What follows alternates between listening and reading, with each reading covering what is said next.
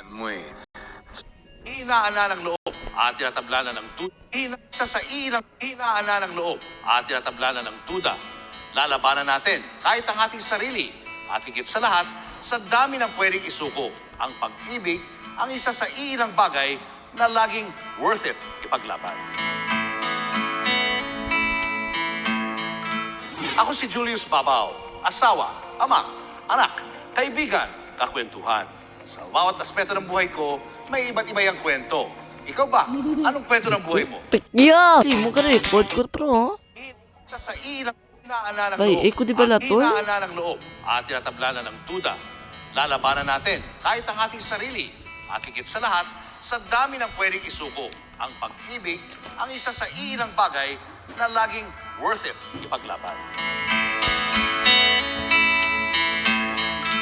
Ako si Julius Babaw, asawa, ama, anak, kaibigan, kakwentuhan. Sa bawat aspeto ng buhay ko, may iba't iba yung kwento. Ikaw ba? Anong kwento ng buhay mo?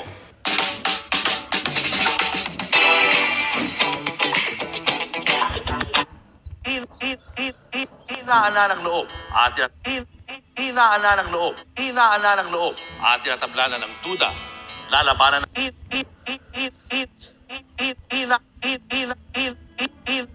inaana ng loob at tinatablanan ng duda.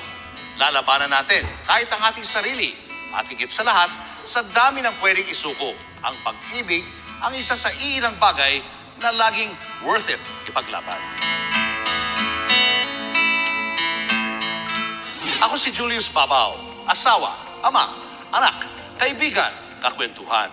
Sa bawat aspeto ng buhay ko, may iba't iba yung kwento. Ikaw ba? Anong kwento ng buhay mo?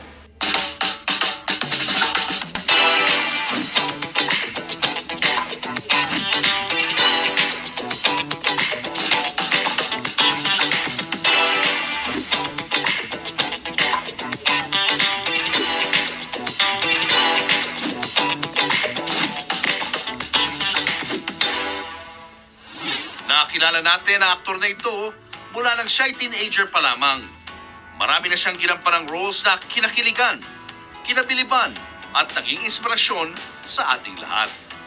Pero ang role niya sa tunay na buhay ay isang mandirigmang palaban sa mga hamon ng buhay. Guys, narito tayo ngayon sa Zambales. Napakaganda ho, ano? Dito po kasi nagpapagawa ng resort ang kapamilya actor at ang ating kaibigang si Gerald Anderson. Why is Zambales so special to you? Malapit talaga sa puso ko to. Una-una kasi dito nabuo yung puso ko. Dito ako pinaanak eh.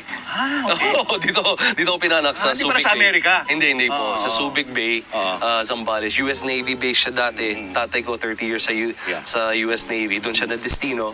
Doon yung nakilala yung nanay ko. That's why malapit sa puso ko yung Zambales kasi, yun. Dito ka pinanganak? Dito ako pinaanak. And I mean, look at it. Diba? And when was this? 89 ako pinaanak. Nandito ka 2 years pinatubo? later, andito ako. Yeah. Tinago ako ng tatay ko kasi talagang yung lahar, di ba? Yung ash. ashfall. Yung ashfall. Siyempre, hindi ko masyadong Wala ka maalala. Pero kinukwento niya sa akin yan. Tapos nung nasa States, lumipat kami sa States kasi nga nasara yung base eh. Na-destino yung tatay ko sa States, lumipat kaming lahat. Ilang years ka nagstay sa US? Hanggang 13 years old ata ako, 13, 14, gano'n. So medyo na-Americanized ka Yeah, na. Americanized talaga, wala akong... You had a slang. Tsaka walang, hindi ako, may twang ako nun eh. Oo, no? Pero walang Tagalog, hindi ako marunong mag-Tagalog, hindi ako marunong mag-Bisaya. Bisaya kasi yung nanay ko, so, wala, English lang talaga. English. And then, yung nanay ko pupunta dito sa Jensan, sa Pinas, para back and forth kasi siya. Pumunta kami, ako, tatay ko, kapatid ko, para sunduin siya sa Jensan. Tapos parang konting vacation ng 2 weeks, 3 weeks. Tapos uuwi na kami lahat sa States. Ang problema ko, yung nanay ko nung time is green card holder siya. Nag-overstay siya. Alam mo na may prosesong ganun. Hindi, pag green card holder ka, hindi ka pwede lumagpas ng 6 months or something like that. Eh, lumagpas. And then yun yung time na para naging strict yung US. Naiya pa lang, pauwi na kami, pabalik na kami States, naiya pa lang, hinold na siya. So? Siyempre, hindi naman mayaman kami noon eh. I mean, middle class. Gano'n. So, pag bumili ka ng ticket, mahal yun ha. Pag-iipunan mo talaga yan. Alis kayo? So we all decided na magstay na kami dito sa Pinas. Hanap nagstay na muna kayo. tayo ng paraan. So hindi kami nakasakay. Even your dad? Even my dad. Yung dad ko may work May trabaho siya sa States noon. Stop siya. So nag-ano muna siya, leave of absence muna. Kailangan namin ayusin tong Doon pumutok yung PBB. Paano ka napasok sa Big Brother? Nag-audition ako. Late ako dumating kasi wala akong pamasahe. Wala akong pambayad ng taxi. Sabi sa akin ni Kuya Jun, yun, Bages, punta ka sa ABS ng Aluna huwag ka malate. Nakalimutan ko sabihin, Kuya Jun, sana nag-iwan ka ng pamasahe para sa akin kasi wala akong pamasahe siya, wala na mag-grab dati, taxi lang talaga, yung puting taxi. Sinabi ko mag-audition ako sa PBB, diniretso ako sa Dish, yung dating restaurant doon. Closed, nakalagay closed na yung audition. Sumilip ako sa loob na naiiyak na ako niyan. Patay ako. Patay, naiiyak ako, sumilip ako sa loob. Nakita ko si LMD, si Direk Lord. Kilala si Direk Lord kasi siya yung laging face ng PBB, di ba? Siya yung face inisip ko mata ko siya, si Big Brother, di ba? Pero siya yung face. Nakita ko siya. Nakita rin niya ako. Nag-eye to eye contact kami. Pero medyo napaatras ako konti kasi na-intimidate ako And then, gumanon na ako.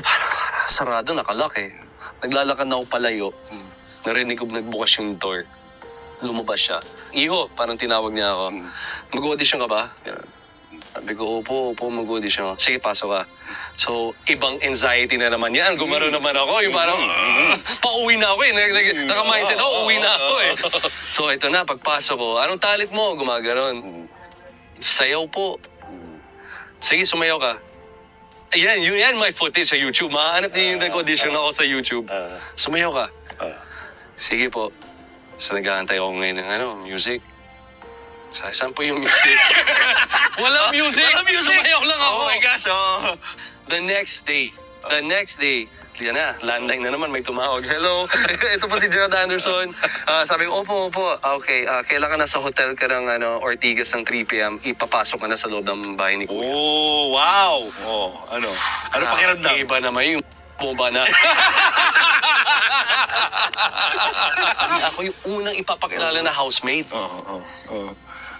Paano naging effect niyan sa family mo? Sa nanay at tatay? Well, isa sa pinaka-main factor kung ba't ako sumali sa PBB kasi maghiwalay na yung mga magulang ko noon I don't know why, baka kasi bata ako, iniisip ko na paglabas ko, kung sikat ako, it'll bring them together. Talaga? Ewan ko baka kasi siguro kung may pera or may kasi lagi naman nag-aaway minsan yung mga magulang, financial, di ba? Sabi ko kasi hindi naman kaming well-off talaga. Yun yung iniisip ko pagpasok ko, this could be a reason na para magstay sila. Obviously, hindi nangyari, di ba? Hindi nangyari. Hindi man nagtagumpay si Gerald na pagbatiin ang kanyang mga magulang, nagsunod-sunod naman ang tagumpay niya sa kanyang career. Ang tanong, gano'n na nga ba karangya si Gerald Anderson? At paano niya pinaglabang mapasa kanya ang resort na inaasam-asam niya? Sa pagbabalik ng Julius Babaw Unplugged.